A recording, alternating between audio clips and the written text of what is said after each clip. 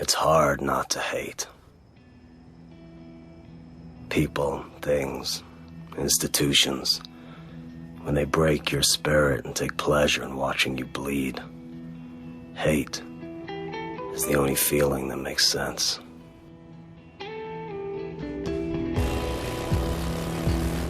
But I know what hate does to a man. It tears him apart, turns him into something he's not.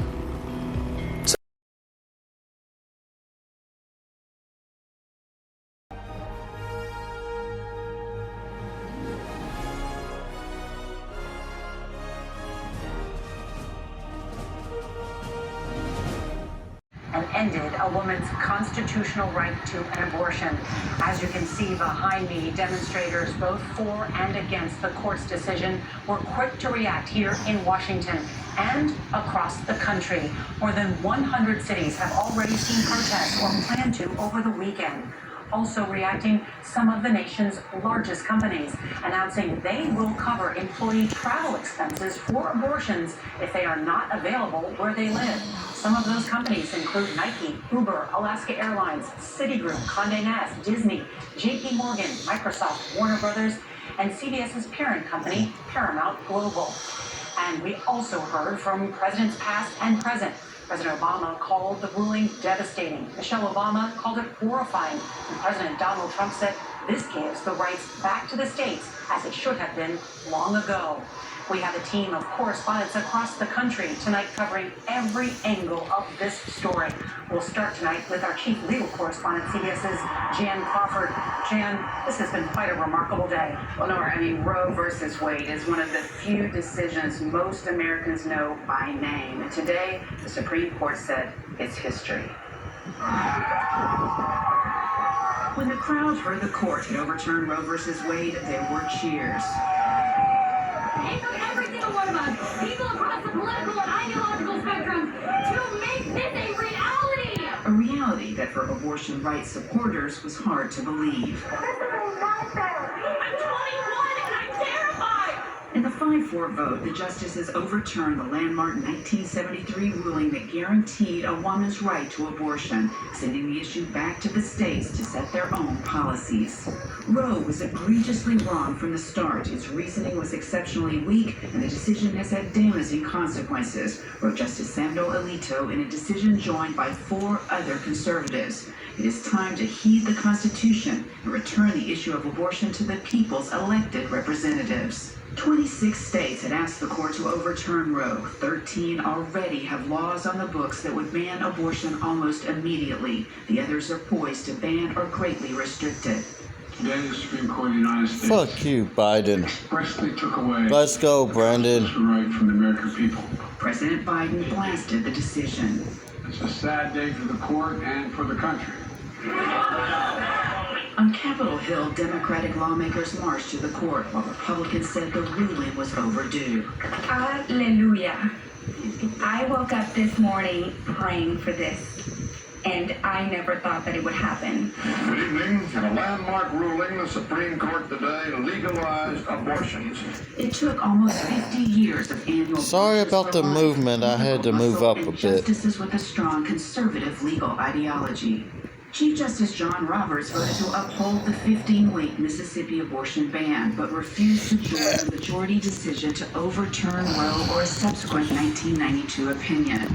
With the court's newest justices, all nominated by former President Trump, there were 5 votes without him. Republican Susan Collins and Democrat Joe Manchin, who voted for Neil Gorsuch and Brett Kavanaugh, said they were duped, with Collins releasing a statement that they were both insistent on the importance of supporting long-standing precedents. But also a factor, the 2020 death of Justice Ruth Bader Ginsburg, a champion of reproductive rights, gave Trump his 3rd nominee, who provided the key 5th vote. The 3 remaining liberals joined in a fiery dissent. Whatever the exact scope of the coming laws, one result of today's decision is certain: the curtailment of women's rights and of their status as free and equal citizens. And Jen is with me here with more. So Justice Clarence Thomas wrote a separate opinion as well. It has some wondering, is same-sex marriage, is contraception next? Well, I mean, that's right, because those are grounded in some of the same rights. But the court, in the majority opinion, said no. How could we be any more clear? This case is different. Abortion is different because it involves a human life. Those cases, the right to contraceptive, the right to same-sex marriage, are not being cast in doubt or threatened by this ruling. The court said that Justice Thomas wrote that separate opinion saying he thought they could be on the table. But that's one justice. It takes 5. But what if the states move on same-sex marriage or to block contraception? Well, then that would be challenged. It would come right back to the Supreme Court, and you'd probably have 8 justices then. Thomas might be here saying, get out of here. All right, Jan Crawford, thank you. The real life and political implications of today's ruling cannot be overstated. President Biden called it a sad day for the court and for the country. He promised to keep fighting for reproductive rights, but made it clear it is up to Congress and the voters. CBS's Nancy Cordes joins us now from the White House. And Nancy, interesting to hear from the president, but what's he planning to do? Well, he's taken a couple of steps already, Nora, and we're told there could be more to come. Here's what he has done already. First, he has directed the Department of Justice to protect women from being punished by their home states if they seek an abortion out of state. Second, he has directed the Department of Health and Human Services to expand access to FDA-approved medications that are used to terminate an early pregnancy. Some states are already trying to ban those pills, and there's sure to be legal fights over that, Nora. But Nancy, the president seemed to make clear, too, even to his supporters, that he can't do much on this on his own, right? Exactly. In fact, he argued today that the only way at this point to restore a woman's right to choose is for Congress to pass a federal law codifying that right. And he said they're only going to have the numbers to do that if voters elect more pro-abortion rights candidates this fall, setting up a key election message that we are already hearing, Nora, from Democrats up and down the ballot tonight. Nancy Cordes, thank you so much. Well, tonight, the national abortion landscape is rapidly changing, with at least 13 states set to ban the procedure through so-called trigger laws within 30 days or sooner. And today, we learned some clinics are already canceling patient appointments. We get more now from CBS's Omar Villafranca. For the second time in almost 50 years, Roe versus Wade, the landmark abortion case originally filed in Texas, has sent shockwaves across the country. Today in Dallas, windows were boarded up around the federal building in anticipation of unrest, while Texas abortion providers prepared for a new reality. I am heartbroken as I sit here today thinking about all the people who need access to essential health care, to abortion, who will be denied that care because of this opinion. Today, Arkansas's Attorney General was elated. It's almost as if we had a crystal ball, and I'm so glad that we had that wisdom and guidance to have this ready. Effective immediately, abortion is now illegal in at least 7 states, including Oklahoma, where medical staff performing abortions could face prison time. And at least 8 of the trigger law states do not have exceptions for rape or incest. In Louisiana, the last abortion clinic shut their doors today. Meanwhile, in Wisconsin, an age-old law banning abortions never went away. I'm Lana Zach, outside of the Capitol in Madison, Wisconsin. Planned Parenthood here had proactively decided that they were going to stop scheduling appointments as of tomorrow. But with today's Supreme Court decision, it means that all the women with scheduled procedures have now been turned away based off of an 1849 law that the doctors I spoke with called overly broad and antiquated. I am scared because of the way our criminal ban in Wisconsin is written, that there is no exception to physical health. I am scared that some people will be allowed to get to the point where it does risk their life, and that maybe people will lose their lives because of this ban. Back here in Texas, the trigger law will now ban nearly all abortions from the moment of fertilization, except when it's needed to save the life of the mother. To give you an idea of what this ruling means, if a woman here in Dallas, Texas wanted to get an abortion, to get to the nearest place, she would have to travel more than 350 miles, 2 states away, to Wichita, Kansas. Nora? That puts it in perspective, Omar Villafranca. Thank you. Well, we want to go down to the front lines of a pending border battle between states on opposite sides of abortion. Washington state has recently expanded abortion rights, while neighboring Idaho is ready to impose one of the nation's strictest bans in the country. Here's CBS's Jamie Yuccas. This is the scene across the West in states that share a common border but have opposite views on abortion rights. Today's decision is expected to embolden those who already protest the clinic in Spokane, Washington. They're here nearly every day. They're constantly trying to intimidate and badger our employees. We've had protesters follow staff home. Washington state now has 40 abortion clinics. Idaho, just 3. In a statement, Idaho's governor praised the Supreme Court for defending preborn babies who deserve protection. We are going to fight like hell to keep Washington a pro-choice state. Washington state is expecting a nearly 400% increase in abortion patients. Already, nearly 60% of those coming for care on the border are from Idaho. Others have driven more than 20 hours from Texas. Mother of 2, Elizabeth Kiefer Krause, is thankful she did not have to travel to another state. Life-threatening conditions caused her to terminate 2 early pregnancies. I did not have the time. I would have died bleeding out in a car on the side of the road, trying to get somewhere that would help me. And that is the future we are about to face. But nationwide, assaults against abortion providers are up 128%. Well, my husband put it this way: how does it feel to work somewhere where 70% of the population thinks that you're the devil? This clinic was vandalized last July. Now employees are preparing for the worst. Do you put them through training? Absolutely. We have our own local security director. We work with a national security team. We have contract security on site, and we absolutely do drills. It very much feels like there's a doomsday clock ticking somewhere, and we just don't know when it's going to go off. This is a young crowd here to support not only women's rights, but also protections, they tell me, for same-sex couples.